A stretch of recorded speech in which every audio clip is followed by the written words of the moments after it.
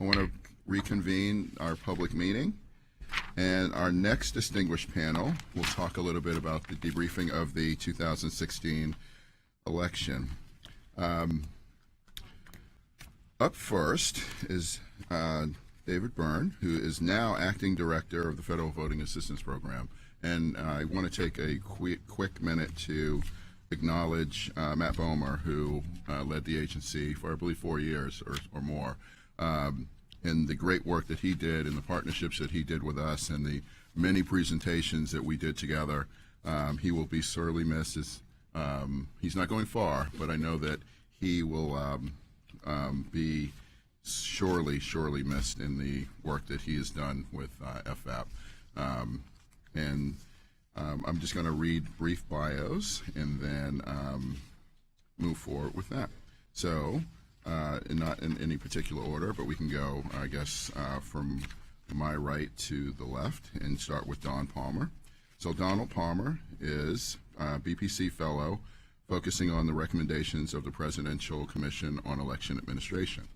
He was appointed Secretary of the Virginia Board of Elections by former Virginia Governor Bob McDonnell in 2011 and served as the Commonwealth's chief election official until July 2014. He formerly served as Florida's director, the Department of State Director of Elections during the 2008 and 2010 election cycles. Don also served as a trial attorney with the voting section of the U.S. Department of Justice Civil Rights Division, where enforced federal voting laws and provided guidance to states on compliance. Earlier in his career, he was an U.S. Navy intelligence officer and JAG, deployed overseas aboard the U.S. John F. Kennedy. To his right is Michelle Bishop, Disability Advocate Specialist for the Voting Rights Disability Rights Network, NDRN, in Washington, D.C. Michelle joined NDRN staff in 2013 as a Disability Advocate Specialist for Voting Rights. She provides training and technical assistance to the PNA network regarding voting rights access to voters with disabilities, coordinates the voting working group, and managing the voting listserv. Previously, Michelle worked as the Assistant Director of Public Policy and Advocacy at Pequot Center for Independent Living in St. Louis. I actually went there and was very impressed with the facility, where she led their voting rights and GOT activity for 8 years. To her right is Adam Ambrosi. Adam is the Program Director for the Democracy Fund Action. He previously served as Chief Counsel for the U.S. Senate Committee on Rules and Administration, addressing a wide range of issues relating to election law, campaign finance, and legal matters facing the administration in the Senate. Before his work on the Rules Committee, Adam served as Special Assistant and Counsel for Commissioner Ray Martinez at the U.S. Election Assistance Commission, EAC here, where he helped to build that agency. We blame you. He worked in the litigation practice prior to joining the EAC. He received his law degree from the University of Texas, Austin. He served as the editor-in-chief of the Texas Journal on Civil Liberties and Civil Rights. Adam received his Bachelor of Arts in Government with high distinction from the University of Virginia. He has served on the board of the Washington Council of Lawyers and worked with other public service organizations in the Washington, D.C. area. And last but not least is David Byrne, Voting Assistance, Federal Voting Assistance Program Acting Director. While at FVAP, David worked tirelessly to ensure service members, their eligible family members, and overseas citizens are aware of their right to vote and have the tools and resources to successfully do so anywhere in the world. Before joining FVAP, David served as the Executive Director of the Election Technology Council, the national trade organization of voting technologies, while serving as its president and owner of his own consulting company. David also served 10 years as an election official directly involved in the conduct of federal, state, and local elections, both in Florida and Texas. David received his master's degree in public administration from Florida Atlantic University and a bachelor's degree in political science from Appalachian State University. And with that, I ask that David start. And as you saw earlier, we have a timer here that goes about 5 minutes. And if you can summarize your remarks, I would very much appreciate it. We would very much appreciate it. So with that. Well, good morning, good afternoon, Chairman Hicks, Commissioner Masterson, and Commissioner McCormick. It's good to be with you today. I did want to take just a moment before I go into my prepared statement just to applaud, from my perspective, in years of experience at the local level, just how much, also at the federal level, kind of witnessing the election, being mindful of where we sit within the framework itself. It's very humbling to see how well the election went off without hitch, the success of the local election officials themselves, and so we applaud really the cooperative nature of our relationship going forward. So we look forward to building on that momentum as we look ahead to 2018 already. I just want to thank you for the opportunity to participate in today's discussion.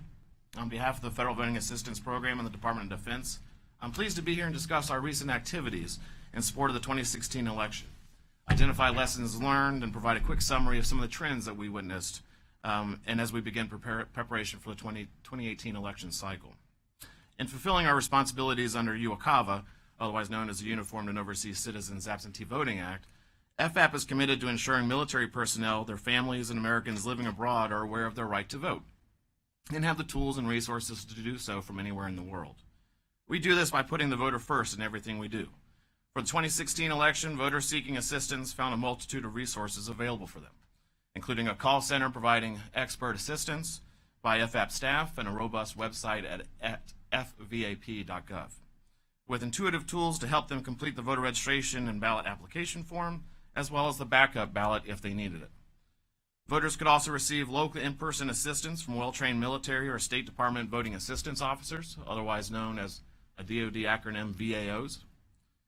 And in preparation for the 2016 cycle, we revamped our training for VAOs by applying adult learning standards.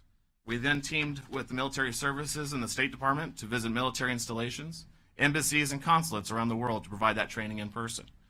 Training sessions were conducted at more than 90 locations to more than 3,700 VAOs, with an additional 13,000 completing the training online. We also introduced regional workshops for military installation voting assistance officers to identify best practices and areas of improvement. More than 90 installation-level VAOs attended these workshops. FAP operates its Voting Assistance Center in-house. This way, people who contact us are working with subject matter experts. Like the EAC, we also have a very small team, and I applaud their efforts in terms of how efficient and responsive they were to all of our customers. In 2016, we responded to nearly 40,000 inquiries, representing a nearly 800% increase in phone call and email volume since the center was internalized for the 2014 election. To learn more about postal mail challenges, FAP worked with the Council of State Governments, the Military Postal Service Agency, the United States Postal Service, and 6 local jurisdictions to conduct a pilot military ballot tracking pilot program. And so for the first time, we're going to be able to track the full life cycle of military ballots as they traverse domestic and the military postal system. The potential for this pilot is that it did increase customer service for voters who participated in this pilot. Over 1,300 ballots were part of this research effort. And we hope to identify areas of improvement and help use data to help dispel or confirm anecdotes. A lot of this will be in our 2016 post-election report to Congress, but also in partnership with the Council of State Governments, they will have a separate report as well. Our 2012 and 2014 post-election research revealed a continuing need to increase awareness of voting assistance resources. And this was one of FAP's top priorities in 2016. It is particularly important since we know that when voters use a DoD voting assistance resource, which spans both fvap.gov, but as well as our Voting Assistance Officer Network, they are more likely to return their ballots.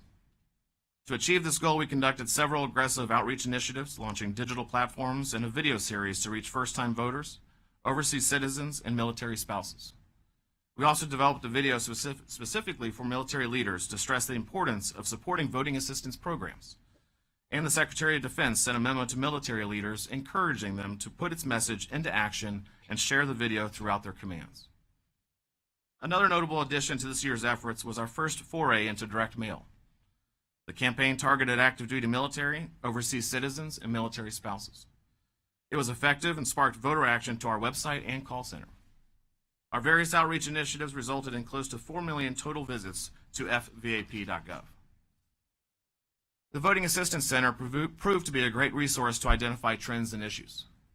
Election officials who contacted the center keyed us into an issue about difficulties emailing election materials to mail.mil email addresses, those that are omnipresent throughout the Department of Defense, due to network and IT restrictions. So we are taking this for action and will investigate further to refine guidance for state and local election officials.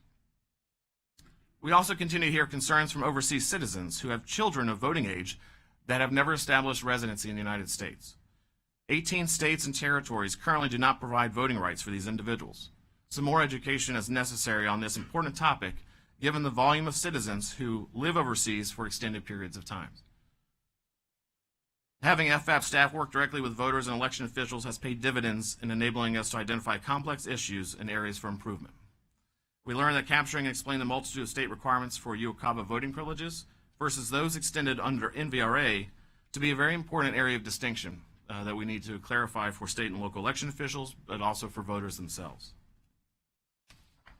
FAP was dedicated to providing direct support to stakeholders for the 2016 election cycle, and while also keeping future elections in mind. We continue to push new research objectives, including our overseas citizens population analysis, which includes results of the first ever representative survey of registered overseas voters, and our work with the Council of State Governments. We teamed up with the Council of State Governments 3 years ago to improve the voting process for UOCAVA citizens. They created 2 working groups.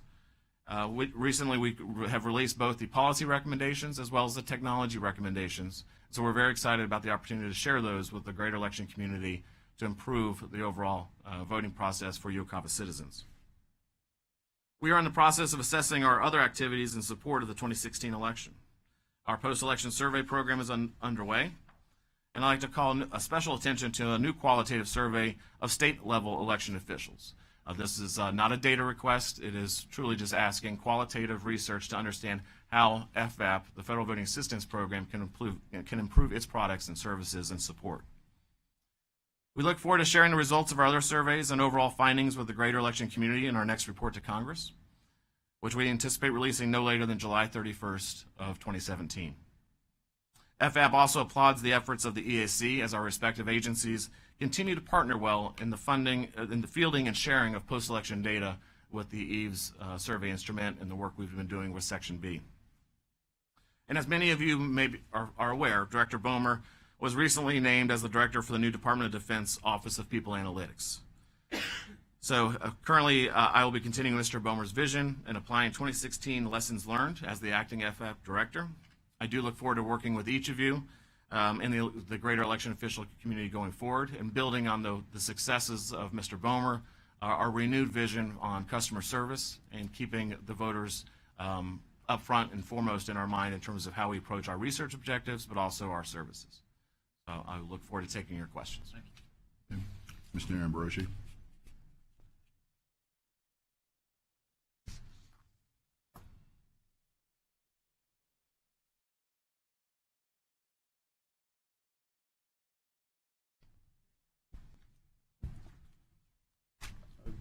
Good morning and afternoon. Thank you so much, Commissioners, for inviting me to attend. My name is Adam Ambrogi. I'm the Program Director for the Elections Program at the Democracy Fund and Democracy Fund Voice, private foundation and organization working on issues to improve the quality of elections in the United States. I would be remiss if I did not start my comments with just a word about what the commissioners mentioned at the beginning of the meeting, the illness of Brian Lewis, who is a leader and had been a leader within the Senate, as staffing Leader McConnell, working on election policy issues. I knew him for time from when I was in the EAC and worked with him when I was on Senate Rules Committee. There were many things we agreed on. There were some things we disagreed on. He cared about the process. He cared about trying to find out ways to work across the aisle to get things done, and he cared about the policy and how it had an impact out in the states. And I know personally I wish him very well. He is a good and decent human being and a true patriot. So I wanted to start off my comments with that remark. Brian. I wanted to also start off and kick off the remarks of our general view of what happened during election 2016. I think distinguishing for the public at times the difference between the process and the results can be challenging, and it is something that those of us who work in this field have to really work and stress those differences and distinctions because of the passions associated with the elections process. I think that it's clear that folks really need to understand the differences and distinctions, obviously, between the states. We all operate under the same system when the same federal system when we're choosing electors and choosing federal officials, but at the same time, the processes are very different from state by state, as this quote from Dana Chisnell from the Center for Civic Design indicates. I think that we're trying to figure out at the Democracy Fund how to help from the outside, how the nonprofit and social sector can aid election administration and buttress the work that EAC and FVAP and other great partners are doing in this space. The focuses that we have really drilled down on in this election have been fourfold, I think. I think that certainly we've been focused a lot on voter registration modernization, promoting online voter registration, ERIC systems, and other ways of supporting the registration modernization in the United States. One issue that we've felt has always been important but really became key to this election is supporting the faith and trust in the election system. We really want to try to find ways to support election officials as they serve communities by spurring innovation, doing research, and providing other types of guidance for people's consideration. And that really promotes data-driven decision-making to promote both accuracy and integrity in the system. These are a few of our grantees. It's a diverse number of folks from the BPC, Pew Charitable Trust Elections Division, Charles Stewart and the work that he does at MIT, Center for Civic Design, NCSL to educate election officials and state legislatures on costs for voting machines, the Military Officers Association of America to help support spread the good word that FVAP is doing. So for this election, we saw a lot of good progress along those four areas. We really did see Pew and BPC's continue leadership in election administration, helping states understand and support implementation of OVR and participation in the ERIC and other matching systems. We really did see some interesting work related to NVRA compliance, related to motor voter, and how agencies accurately provide registration opportunities for folks in the states. And in fact, we did see, I think, a positive settlement in Connecticut that really led to some really good and quick progress with the DMVs that Secretary Merrill should be commended for her work. We also saw some work in North Carolina that I think led to folks that tried to register to vote at DMVs but were not given that opportunity, the ability to cast their ballot through a provisional balloting process at the end of the day. Support for election officials. The Center for Technology and Civic Life and the Center for Civic Design created an easy-to-use 2016 election official toolkit with election officials to help handle certain things like social media for election administrators and how to do different design opportunities that I think may be interesting. Electionmail.org, creating jointly by Democracy Works and the folks over at the Bipartisan Policy Center, help facilitate communications between the U.S. Postal Service and election officials, helping increase responsibilities. We really tried to figure out ways to reduce the impact of lines, and I think MIT and Charles Stewart's work, as well as the work of the PCA, really helped reduce those line reduce those line impacts over time. And we have seen within the last week Charles Stewart releasing some information showing that lines have decreased over time. We really also have promoted a lot of the work related to the Presidential Commission on Election Administration. I know that Don Palmer will get into some of these issues. All of these progress have been important, and we've seen progress since 2012. I'll call out, obviously, I think the great work that the EAC has done at reviving voting testing and certification program and making sure that they are responsive to the election official community. So faith and trust in elections. I'm going to skip through this data slide and get to issues of the voter sentiments in the U.S. election system. We're very concerned about the concerns from both sides about rigging and hacking in the elections, and we were happy to work with individuals and election officials up and down the coasts in the country to help inform the public as to how and why we should have faith and trust in our election system process. In this poll, 85% of the folks indicated they had a positive voting experience. 59% feel that the election was fairly determined. That's good news. The bad news is across this poll, between 40 to 50% of folks had some significant concern overall that the election was tampered with or challenged in some meaningful way. And the other piece of news that I think may be disquieting for election officials is that there was some racial impact on some of the data about being fearful about being intimidated at the polling place, where 23% of African American voters, 18% of Hispanic voters, compared to 12% of white voters, reported some sort of fear about the process. Knowing I have limited time remaining, and I'm happy to get into some of this during the questions process, during the poll that we did, we also wanted to try to find out how we assist election officials talk about how to have faith and trust in the system. And so we tried a control versus 3 different messages that we thought would help promote people's trust in the system so that they would turn out and vote and not stay home. The first is a message around decentralization. And indicating how difficult it would be to get in to deal and interfere with the election system. The third is checks and balances in the system to prevent tampering with the machines and catching errors in the count.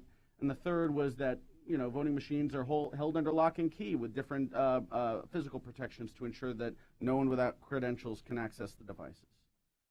We actually did see an impact over time, and election officials, I think, can think about how these messages can play into and build upon each other as they're talking to the public and communicating with the public.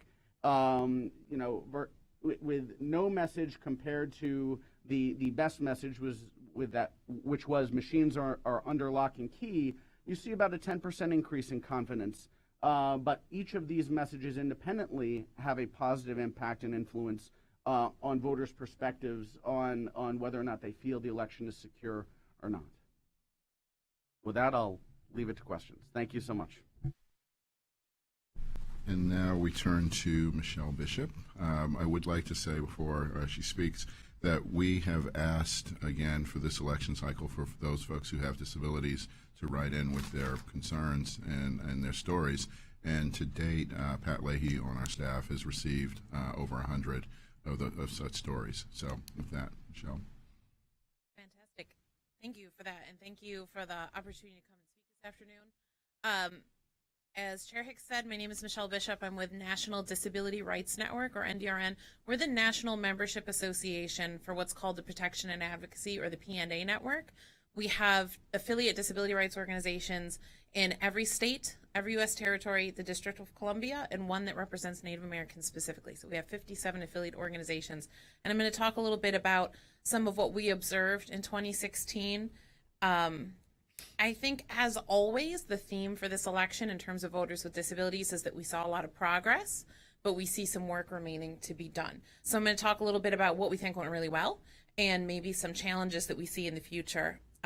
First and foremost, what was a little unusual for us about this election is that there was more media and public attention given to voters with disabilities in this election than we have ever seen in any prior election, which I think is incredibly important for one very specific reason. We have to have voters with disabilities included in the public discourse about how we run elections in the United States in order to run them effectively and to make elections work for everyone. And so that was, I think, a huge improvement in the way we talk about elections over the course of this past year. I also would be remiss if I did not take this opportunity to say thank you to the Pew Research Center for being the only research or polling organization that issued any numbers on voters with disabilities in this election and probably in any previous election that I can recall. What I would dare say is a gaping hole in how we study voters in the United States. So thank you to Pew for that, for issuing those numbers and for finding that people with disabilities are likely 1 in 4 Americans, and were statistically more likely than their peers to say that they were paying very close attention to this election and that they thought the outcome really mattered. Other than that, I think we made a lot of progress in terms of the accessibility of caucuses during the primary season. Caucuses are notoriously inaccessible. just by the nature of how they work. And Disability Rights Iowa, Disability Rights Idaho, a couple of our affiliates did a lot of aggressive work on making them more accessible, and we were able to actually get some live captioning and some ASL interpreters there for voters who are deaf or hard of hearing that wanted to participate in both of the major party caucuses in their states, which I thought was fantastic. We have a lot more work to do there. But I did want to note the fact that I think that was tremendous progress for something that I think we've had a lot of accessibility issues over time. I did also want to mention we worked on a cool project with our friends here at the Election Assistance Commission, Your Federal Voting Rights Card for voters with disabilities, something that we intended to be, and thank you to Chair Hicks, this was actually his idea, something that voters with disabilities could take with them to the polls that kind of clearly and concisely outlined what your rights are as a voter with a disability when you're at the polls, something that they could use to help them advocate for themselves and make sure they're able to successfully cast their ballots. We thought it was a cool, thank you Chairman Hicks for holding that up. We thought it was a cool little project when we were helping to put it together. We didn't expect the response we got to it. I mentioned it to our network and we got way more requests than we anticipated for boxes of these materials to be able to give out to voters. And I apologize to the staff of the EAC, who I constantly hassled for more boxes of cards. But they were fantastic and they met the full need. And from what I've heard from the staff at the EAC, tens of thousands of those, I believe, were distributed this year alone. So I thought that we made a lot of progress in getting real, practical, and usable information to voters with disabilities to make sure that they know what their rights are and that they're able to advocate for themselves at the polls. I think we've seen a lot of advancements overall in terms of vote modernization that have a huge impact on people with disabilities, although it's not really done for us specifically, thinking about automatic voter registration, online voter registration, early voting, same-day registration, all those things that open up the process to everyone have a huge impact for voters with disabilities, and is provided that they're done accessibly, which is something we're still working on in terms of things like online voter registration. I think there's also a lot of promising practices out there with remote balloting options or electronic ballot delivery, not online voting, but electronic ballot delivery, that I think will have a huge impact for people with disabilities. And of course, I have to recognize the state of New Hampshire for using Prime 3 technology in their primary and general elections, which I think will have a huge impact on how we're going to vote in the future. I think we also, one of the last positive things I want to mention, there was a lot of talk leading up to the general election about the age of America's voting equipment and the possibility for a mass failure of the system. And I think that we averted that type of crisis. And I absolutely give credit to America's elections administrators for maintaining the equipment and for being prepared for election day and for making sure that that didn't happen. I think one of the largest crises that we were predicting in terms of the general election this year was diverted. And I thank the EAC as well for their role in making sure that Americans' elections officials were ready for that. That said, I think there's a couple challenges that we see for the future. I'm glad that we're hearing that long lines are becoming less and less of a problem, but long lines do still exist in some places and they have a disparate impact on people with disabilities. We have to be prepared to provide accommodation for people who cannot wait in line for extended periods of time. We've talked a lot about a goal even being no one should wait more than 30 minutes in line. I think if we have no one waiting longer than 30 minutes in line, we are winning. But there are still going to be Americans who can't stand in line even for 30 minutes. So we have to be prepared to provide accommodation to people who can't wait in those lines. And we've seen that applied unevenly across jurisdictions in terms of preparedness for that. We also heard a lot from voters who were hospitalized on or just prior to Election Day. If you are emergency hospitalized after the deadline to apply for an absentee ballot, you are still eligible to vote. And the ballot should be brought to you in the hospital. We do not always see elections officials prepared to do that, and I think we still have a bit of a slip through the cracks problem with people who are hospitalized outside of their county or jurisdiction of residence, and whose responsibility it is to get a ballot to those people, which I think is a huge problem in rural areas where it's quite common to actually be hospitalized outside of your county of residence, where there may not be a hospital for you to be brought to. So that's something we're still hearing a lot about. We were a little bit surprised. We're still kind of looking at the numbers, so I can't say necessarily how big of a problem this was, but I will say we were surprised the number of times we heard from voters that they were denied the right to have someone assist them to cast their ballot, which is your right through the Voting Rights Act. So everyone, no matter where they're voting, has that right. So I can't really speak today to how many of those we heard, But I will say we noted on election day how many of those we were hearing and that it was more than we anticipated. So we're not quite sure what's driving that. I mean, perhaps there was just a lot of anxiety around this election because there was so much talk about the potential for fraud or rigging or any of those things. But that's something that we're looking at. Everyone talks about preparedness of poll workers and poll worker training. I know it's a difficult issue, but poll workers have to be prepared to provide reasonable accommodation to people with disabilities, and they have to know how the voting equipment works and how to work not just set it up and break it down, but work all of the accessibility features that are available on those machines to make them work for all voters. And that's something that we're seeing forward. Other than that, although, and these are probably mutual issues, although I don't think we saw necessarily the crisis we anticipated with voting technology, we do still get calls all the time from voters saying the equipment was not set up.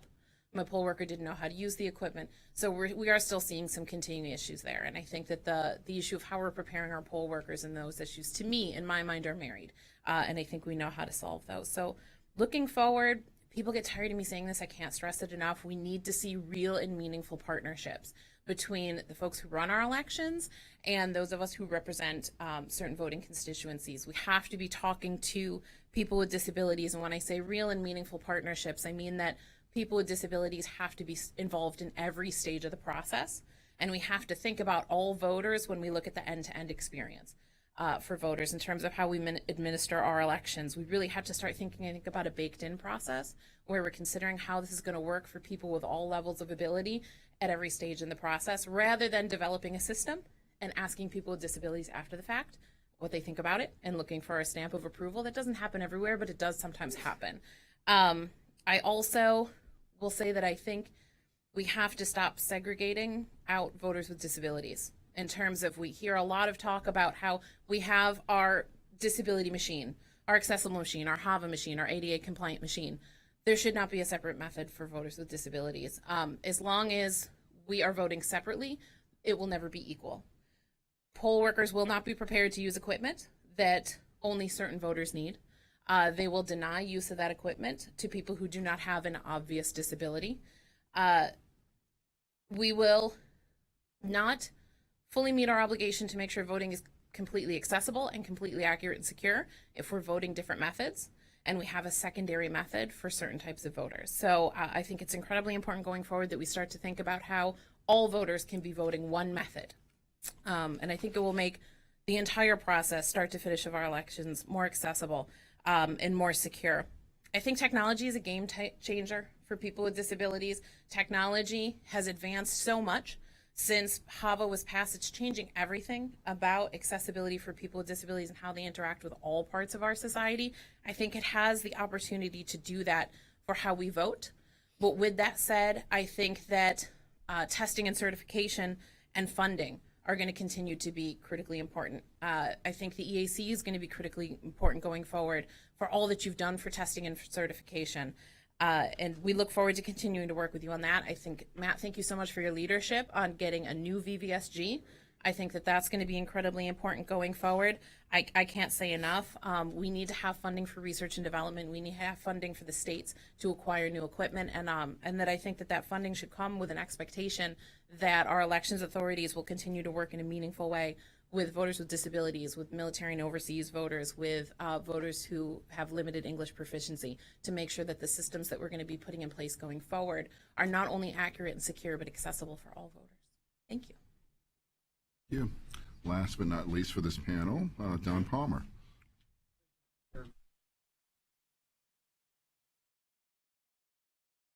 Has been doing to improve the voting process for all voters. It is imperative to understand the primary goal of the commission was to improve the voting experience for all voters. Irregardless of race, sex, or ethnic groups or political persuasions, everyone has the right to vote, and they also have a right to voter confidence in the integrity of our election. Democrats and Republicans, election officials, and business partners came together on the commission to endorse a number of measures to streamline voter registration, online voter registration, and to propose ways of addressing the voting technology crisis that we faced. The casting of the ballot and that accurate tabulation of the vote is the core mission of the voting process. I tip my hat off to the election officials and hundreds of thousands of poll workers who really facilitated our democratic election with long hours of service in November. On the front lines, these are the folks who are making the voting process work for all types of voters in difficult and stressful situations. The PCA set a broad goal that no voter should wait more than 30 minutes to cast a ballot and urged states and localities to meet that target. And since that time, BPC has worked to reduce the potential for lines by working closely with jurisdictions in a large number of states, including battleground states, to collect data when those lines occur. In partnership with Caltech MIT, BPC implemented a nationwide effort to measure election day lines at polling places across the country. And I'm just going to tell you, just like a little segue here, it's amazing because here we are, we're a nonprofit who we're going to election officials. And if anyone doubts that election officials care about voters and reducing the lines, we had to go to them and basically ask them to volunteer on election day, the busiest time every 4 years, volunteer their pollers to collect data and do that without impacting voters. We had a remarkable response to this, and participating jurisdictions spanned over 20 states and they ranged in size from very small counties with 600 voters to densely populated areas with 4.5 million registered voters. In total, BPC expects the data collection program to cover jurisdictions representing more than 45 million registered voters, more than we ever imagined. BPC is hopeful that the detailed data will help to diagnose the cause of long lines with granular data, not just what we think happened, predict where they may occur well in advance of elections, and aid in the development of tools that allow election officials to swiftly allocate resources to the precincts most in need. It is our hope that this data will allow election officials to make better evidence-based decisions and improve the voting process. And again, I'd like to just note that Charles Stewart has been collecting the data from us. Initial indicators are that the lines were down the average wait time, and that's very encouraging to hear, and we wait for more information. What else did we learn from 2016? Well, the election was administered quite smoothly. There were some issues that require attention in the near term. Jurisdictions experienced technical issues with election equipment. However, there was no catastrophic failure, and dedicated maintenance and testing helped local election officials to successfully navigate another general election with aging equipment. We must remember that counties and localities across the country, many have not upgraded voting technology in several cycles, but there's work to do in 2018 and 20. There is bipartisan support for improving the election infrastructure of this country and to educate our voters that the voting process is open and accessible to all citizens. Election administrators should desperately try to keep the process of voting out of the political debate, and the election process should not be used as a political football. We saw a little bit of that in this election. It's not a pretty sight. While there is no evidence that the voting process or election where ballots are cast and counted was hacked, we can always improve the voting process and give voters more options. Let me be clear, the electoral process was secure and its integrity was maintained. In the spirit of constant improvement, BPC will be focusing in the future on the security and accuracy of our nation's voter registration infrastructure. A lot of attention has been paid to getting voters on the list and sharing information across state lines. Less studied are the databases that are essential components of a voter registration system that can be old and vulnerable to failure or cyber attack. These registration data systems in each state, in many cases, are more than a decade old, outdated, and desperately need to be refreshed with new technology to complete the primary mission: interaction with voters and local election officials, and the maintenance of accurate and secure voter registration lists. While alleged penetrations in Illinois and Arizona, we need more security and monitoring of our voter registration systems. As they did in 2016, each state will be focusing more resources on this issue. We at BPC will seek to learn from election officials and experts what technology is available now and ways to improve the security capabilities and integrity of the statewide voter registration systems, and then generate support for new reforms. Moving forward, we have a duty to make that commitment to understand what our voter registration systems can do to serve voters more effectively and to protect their personal information. With that, I want to open up an initial round of questioning, starting with Commissioner Masterson. Thank you to all four of you for your time and willingness to testify. I'll keep it short, I think, or I'll try to keep it short. And the first question is mostly for Mr. Ambrosi and Mr. Palmer regarding lines. The initial data set from Dr. Stewart indicates, as you said, Mr. Palmer, that lines were shorter this time around, which indicates that election officials learned and worked with the PCA and you all at BPC to mitigate lines. And I think the other striking part of that is where lines formed, they were able to handle them more quickly, right? Which I think was a lesson learned. So I'm curious as to your initial both impressions and data, if you've seen it, as to explanations for what steps election officials took to be able to manage the lines better, which is what the data is indicating, and then where we have improvements to make based on the research you all are doing. I would say a couple of things. I think the focus of election officials and the improvement in technology was key. They also used data not only in the preparation of preparing for a general election and how to resource their polling places. I think that online voter registration and a focus on trying to improve the data, the voter registration data, that also helped in making sure that the efficient processing of voters was completed. When you have clean lists, you have voters that are not having issues at the polls. Electronic poll books, as was mentioned in an earlier panel, that helps the process of efficiently processing a voter. And I think all those technology data and sort of the preparation was a key. Powerful stuff. That was a key. That was a key in reducing the average wait time for voters.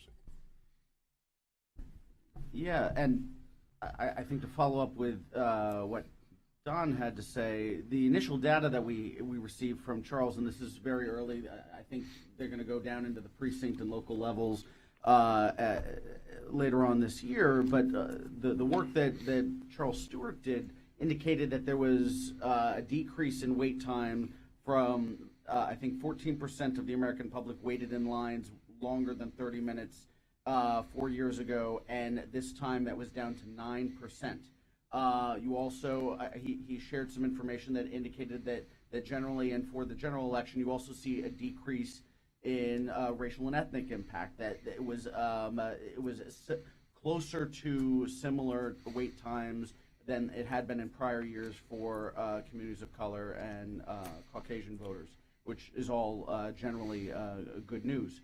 I think that election officials play a huge role in helping promote this. I mean, we've seen in prior elections, and I think this election cycle, Secretary Husted of Ohio both recommended all of the county officials utilize the Charles Stewart wait time projection tool that's available on supportthevoter.gov, as well as creating a plan on how you prepare for long lines and how you deal with long lines when they emerge on election day. And I think that preparation that you all promote, as well as the secretaries, is really key in making sure that we continue to hammer down on those issues. Thank you. Mr. Byrne, as far as the research and data that FFAP saw heading into this election, and I know you mentioned specifically an effort by FFAP to have officers embrace the voting process, not the politics, but the voting process. Presumably that outreach effort and some of the other decisions FFAP made was based on data that you saw that suggested these were areas of challenge or need to overcome. Can you talk about, I know you probably don't know the impact yet because you don't have the data, but kind of anecdotally, what drove that decision making as far as data, and then what you expect to see heading out of this election based on initial results? From a series of ethnographies, personal interviews, some qualitative research indicated that military members were indicating that there was this, sometimes, and it varies based on the individual servicemen or women, that they may feel there's an institutional mindset that they should not participate, and whether that's a barrier or not. So we need to do more to understand how pervasive that is. But one of the big reasons we did that was that we do see variance in terms of the success and the importance placed on voting assistance at the installation level. And so at the command level, whether or not that messaging is reinforced in terms of our official DoD requirements and pushed to the individual members of the military, that's what we wanted to focus in on. So we look forward to looking at the data after we field our surveys of the active duty military to see if there's been any movement based on historical trends. You know, what was the reason that they may have chosen not to participate? and then to see what the success has been of our outreach at the installation level. Thank you, and congratulations on your new position. I look forward to working with you moving forward. Thank you. Finally, I don't have a question for you, but I want to thank you, Ms. Bishop, for your partnership, for your effort. I know starting with Commissioner McCormick's chairmanship, moving to Commissioner Hicks, this has been a focus for all of us in improving services for voters with disabilities, educating, whatnot, and reassure you that moving forward, when or if I become chair, I guess, moving forward, that will remain a focus for us and look forward to working February 24th, allegedly. That'll remain a focus for us. And thank you for pushing folks to help us with the standards as well. So thank you. Thank you, and thank you for your comments earlier about the misconception that there has to be somewhat of a contest between security and accessibility. We have to have both, and we can have both. So I appreciate your leadership. I have 5 questions for each of you. But in the considering the time and because I got yelled at by our general counsel to keep it short, I just have one question that I'd like each of you to answer. Odd, but if you could, from the perspective of your organization, assign a 1 to 10 score on the improvement to the voting experience since the passage of HAVA, or if you want to relate it to UOCAVA or MOVE or the PCEA, what would that be and why? If you could just elaborate a little bit, not too long, so I don't get in more trouble.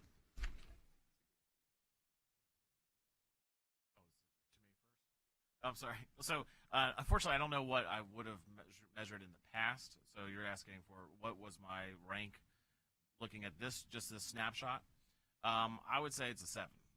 And mainly because of what we saw on our side in terms of, and I'll reference back to the MOVE Act, with electronic delivery. While I think that has proven to be very successful in terms of improving the access to the ballot, I think it remains to be seen in terms of the usability of the experience. We have some initial research that indicates there may be some interesting observations to be had in terms of still the impact of direct mail versus email delivery, especially navigating the cybersecurity environment. So I think there's plenty of room for growth and for improvement. So that's why I'm hedging on a 7.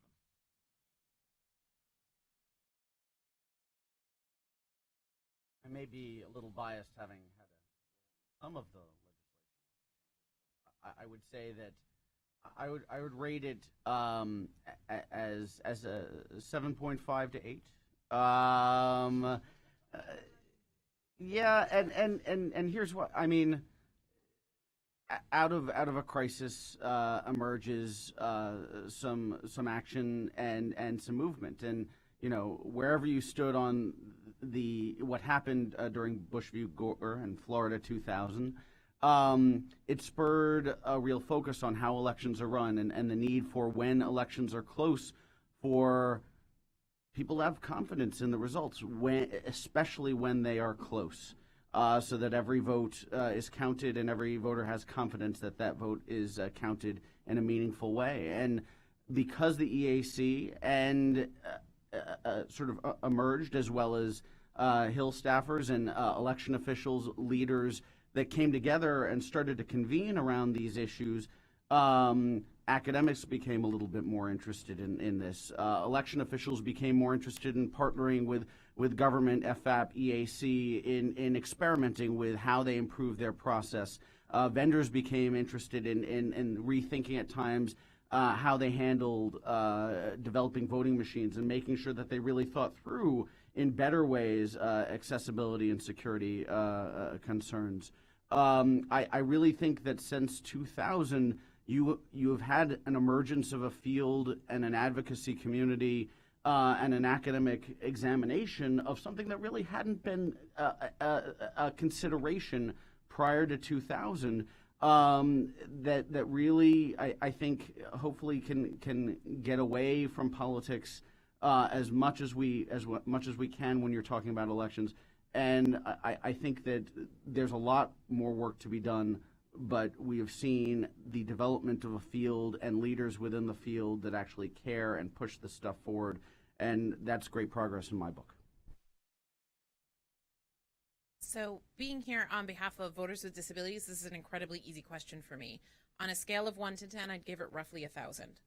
And that's because prior to the Help America Vote Act, we didn't talk about voters with disabilities. We didn't have a national discourse on access to the vote for all. And quite frankly, we voted on a ton of equipment that was in no way accessible to up to 1/4 of Americans, based on the assumption that you would either just not vote at all, or someone would mark your ballot for you, and you would have to trust that person that they voted the way you wanted them to, whether or not you could verify that. And this was accepted common practice, and it wasn't being challenged on a broad scale. The Help America Vote Act changed that for us. I can't imagine the electoral process anymore without the impact of the Help America Vote Act. So as much as there's still some work to be done, we have come so far in terms of access to the vote for people with disabilities. I think the Help America Vote Act is a profoundly important piece of voting rights legislation. I think it has had an immeasurable impact for people with disabilities. I think it's an incredibly important piece of civil rights legislation in the United States. We value so much our partnership with the Election Assistance Commission and the work that you've done in making voters with disabilities a priority, and all of that grew out of HAVA for us. So I would say it's immeasurable to me how important it's been. I think we cannot understate the amount of progress that we've made in making sure that all Americans are able to vote. I'll end by saying this. I know a lot of people with disabilities personally who voted for the first time when they were 18 and voted for the first time privately and independently when they were in their 50s, 60s, or 70s. I know many people with disabilities who cannot talk about that experience without being moved to tears every single time. And that, to me, is what democracy is, and anything less than that, to me, falls short of our core values as Americans. And so I think I couldn't possibly capture how important the Help America Vote Act has been, and thank you to the EAC as well for helping to drive that innovation forward. I think we moved from a 7.5 to an 8.5, a C to a B. I would say that HAVA, when you think back on it, was a very dramatic piece of legislation, and it took years to fully implement that. And we're just now seeing the dividends, and I think the same with the MOVE Act. I think this election probably had the best dividends, and we don't have all the data in, but just from a complaint issue, I think that we moved dramatically. Regarding the PCA, though, I think when you look back at 2012, we did well, but we had lines, and it impacted a lot of voters. And we knew we had issues, particularly with voting technology. We knew we had issues with voting equipment, and we knew we could do better.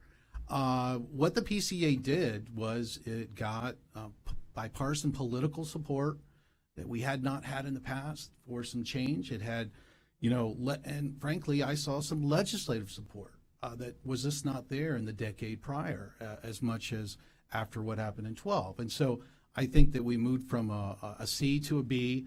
I'm very happy with that. And as technology improves and we get better data, I think we'll continue to improve until we get to an A.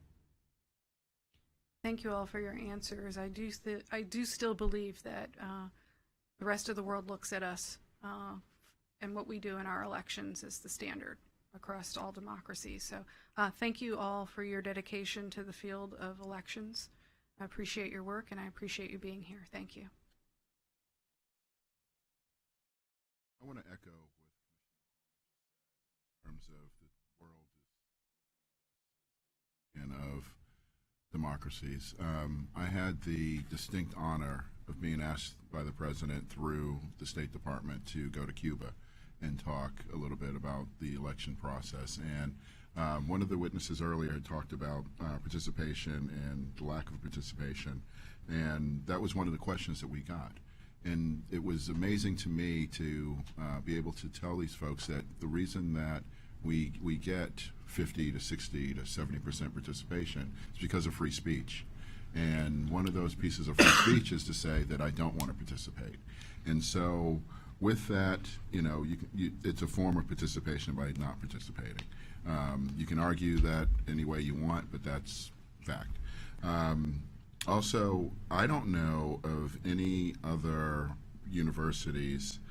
Secretary Murrell educated me today about UConn having computer lab facility along with Kennesaw State and Ball State. And I don't know if there's any other universities out there, and I want to do a little more research on that.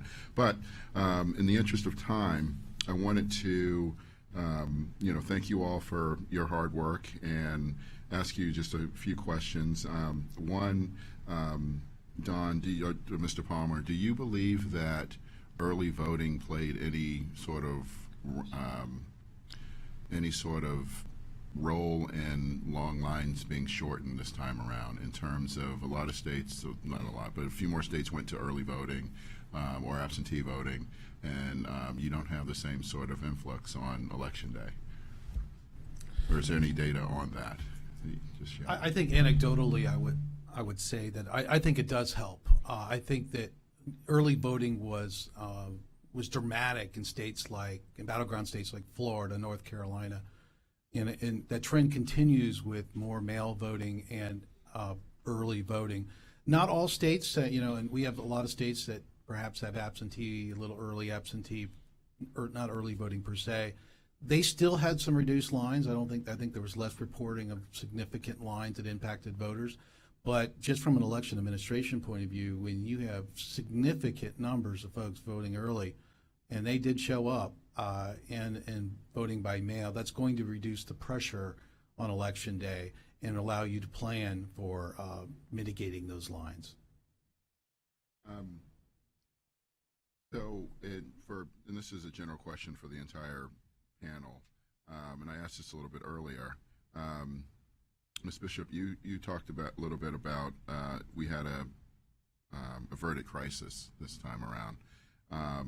We have an election coming up in less than 2 years, and we have another election for the presidency in less than 4 years. What sort of things would you want the EAC or others to be working on? This is for the entire panel, to be working on to avert any sort of crisis. We're working on the VVSG right now, and there are other aspects that we're preparing for. But what sort of things do you believe that we at the EAC, and is just as we go around the country talking to election officials, to give them guidance on as well? I want to start with you, Mr. Byrne. That's an interesting. Let me think for a moment. I can talk a little bit more if folks want to. So for crisis in 2018, crisis avoidance, I think from our standpoint, I think it's just one of those things where being mindful of our respective agencies and how we approach some of the problem solving. I think it's the clearinghouse function because of the standards and how whether or not they govern UOCAVA type systems or not. I think that's still left to be decided. I suppose I've not been tracking where the EAC falls on that.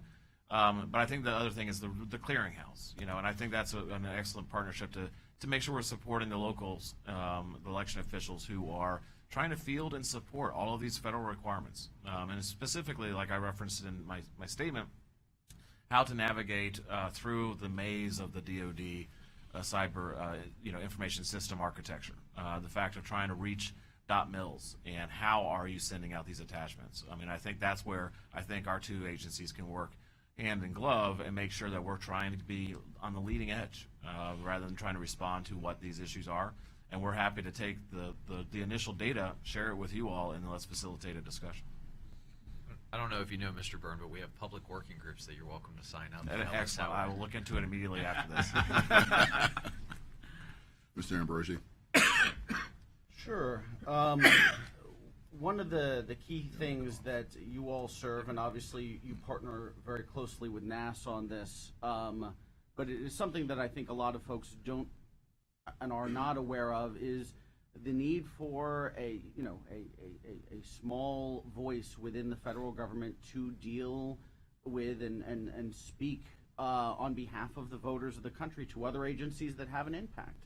U.S. Postal, certainly working as you have well with FFAP. HHS deals with issues related to accessibility. And at times, I know that you all, and certainly with this election with the cybersecurity crisis, I hope that you and NAS will be able to tell their memberships and tell the public all the good work that you all have done at explaining how elections work and making sure that people are behaving as responsible as they can in the face of a crisis. Because I think that your leadership and NASA's leadership really worked well this election, and there was a need for someone from within the federal government to share the concerns of election officials and voters on the federal scale.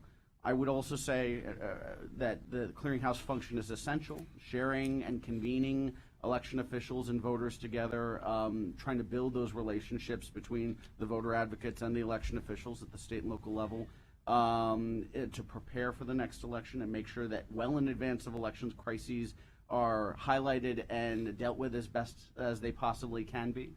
And then the final point, and you all will have to figure out what the regulations and requirements are for this, but one of our grants to the National Conference of State Legislatures is an educational grant to put state legislators together with election officials in the state to educate them about the costs and challenges associated with voting equipment.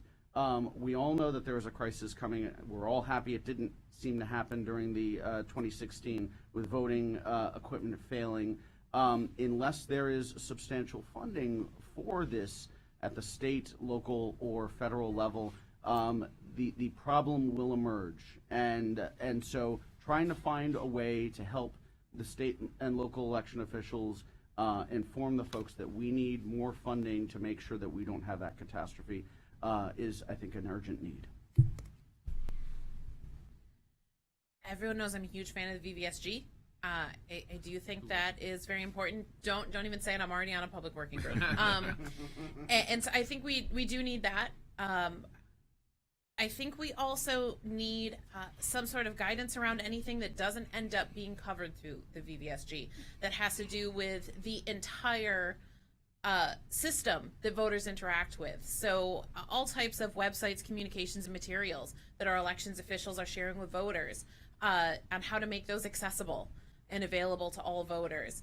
Online voter registration systems are still not all fully accessible, and they legally have to be, and they should be, to work with all voters. I think e-poll books are really cool, but we haven't put them through the same sort of testing and certification process that we put our voting equipment through.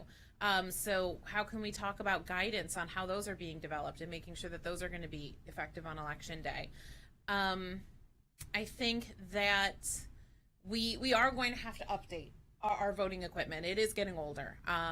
We did avert a crisis this time, but it will happen if we don't replace it eventually. That's the nature of all electronics. They reach the end of a natural life cycle. We do have to figure out how that's going to be funded, so that that's something that is possible for states and jurisdictions to do. I think we have an obligation to make sure that the manufacturers who are developing new voting systems are truly innovating. The equipment that we're using now predates my iPhone. It predates the very first iPhone, and this one is like 6 or something. I don't know. Technology has come so far since then, right? We went through a huge paper ballot debate when HAVA was passed and we started developing new voting equipment. Before iPads and iPhones existed. Today, I have friends who are blind who have an iPhone that can take a picture of a written page and read it to them. Everything about how we use technology has changed. Those systems are no longer leveraging the best technology for accessibility purposes. They're also not particularly intuitive for people who are used to interacting with touchscreen machines, and they've got all kinds of weird dials and things like that on them that we don't use in our regular lives. So making sure that the equipment that we're developing now is truly innovative to make it more user-friendly for all voters. And yeah, funding, if we haven't said that enough. Two things I think the EAC needs to focus on will be the technology crisis and cybersecurity, obviously. And I applaud the EAC for the leadership it showed with the National Association of Secretaries of State in dealing with in the lead up to the election and sort of being part of that discussion to bring it back to and really protecting a lot of election officials who don't have the ability to speak for themselves. They don't have a platform where we can talk about the security of that. I think it's important that from a technology crisis that we understand that one reason a crisis was avoided was because a lot of counties did make that. They went ahead and they transitioned to new voting equipment, even when they the financial situation wasn't great. But there's a lot of counties out there, a lot of states that will need to transition and are facing equipment that are 4 years older and need to make that transition. It's important that those voter registration systems be updated, that it's now been a decade since HAVA was implemented. On cybersecurity, I think it's important as an agency, the Election Assistance Commission, speak not only to election officials but to citizens as much as possible, because they need to. The only way is to educate them on how is our voting equipment secure. What do we do? And that will sort of increase confidence in the electoral process. And as election officials did in the lead up to the election, I know a lot spent a lot more time with voters on the phone explaining why their vote would count, why it wasn't going to be rigged, why they weren't going to be hacked. Well, now it's after the election, and both local election officials and the EAC can sort of take that mantle and continue to educate the public, because I think there's a desire for that. Ms. Bishop, if you can provide the EAC with a link to the person that you're referring to in terms of their first experience voting. I believe her name is Nancy, because I cannot look at that video and keep a dry eye myself. So I know that if we can share that with other individuals, I think that would be very helpful. But I'm taking away from this that there's a Band-Aid that's on the election process that we need to really fix. I forget where I heard this, but it was a temporary solution for a hole in a roof is a bucket, but a permanent solution is actually repairing that roof. And I believe that we're at that point now where we have to remove that bucket and actually repair that roof for moving forward. But unless my fellow commissioners have any other questions, I want to thank this panel again for being a part of this, and call up the next panel after a 2-minute break. Thank you. Thank you.